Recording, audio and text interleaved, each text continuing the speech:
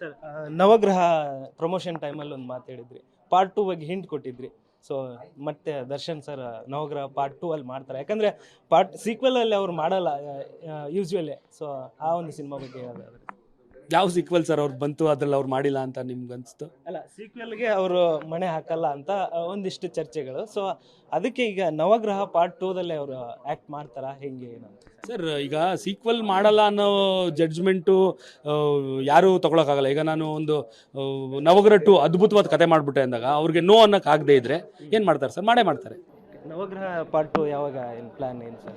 Sir actually ನಿಜ ಹೇಳಬೇಕು ಅಂದರೆ ನಾವು ನವಗ್ರಹ ಪಾರ್ಟ್ 2 ಮಾಡೋ ಐಡಿಯಾ ಅಲ್ಲಿ ಇರಲಿಲ್ಲ. ಯಾವಾಗ ನವಗ್ರಹ ರಿಲೀಸ್ ಮಾಡಿ ಅದ್ರ ರೆಸ್ಪಾನ್ಸ್ ನೋಡಿ ಜನಗಳ ಹೇಳಿದ್ಮೇಲೆ ಯಾಕೆ ಅದ್ರ ಬಗ್ಗೆ ನಾನು ರೀಥಿಂಕ್ ಮಾಡಬಾರ್ದು, ಪಾರ್ಟ್ 2 ಕತೆ ಯಾಕೆ ಮಾಡಬಾರ್ದು ಅಂತ ಅನಿಸ್ತು. ಸೊ ತಲೆಯಲ್ಲಿದೆ, ಗೊತ್ತಿಲ್ಲ, ಈಗ ಅದನ್ನು ನೆಟ್ಟಿದ್ದೀವಿ ಅದ್ರ ಬೀಜನ. ಏನಾರ ಒಂದು ಒಳ್ಳೆ ಐಡಿಯಾ ಫ್ಲ್ಯಾಶ್ ಆಯಿತು ಅಂದರೆ 100% ಅದು ಕತೆ ರೆಡಿ ಮಾಡ್ತೀನಿ. ದರ್ಶನ್ ಅವ್ರ ಹತ್ರನೇ, ದರ್ಶನೇ ಬೇಕು ಅಂತ ಅನಿಸುತ್ತೆ, ದರ್ಶನ್ ಹತ್ರನೇ ಅಪ್ರೋಚ್ ಆಗ್ತೀನಿ. ದರ್ಶನ್ ನೋ ಅನ್ನೋ ಹತ್ರ ನನ್ನ ಕತೆ ಇದ್ದರೆ ದರ್ಶನ್ ಅವರು ಎಸ್ ಅಂತಾರೆ, ಮಾಡ್ತಾರೆ.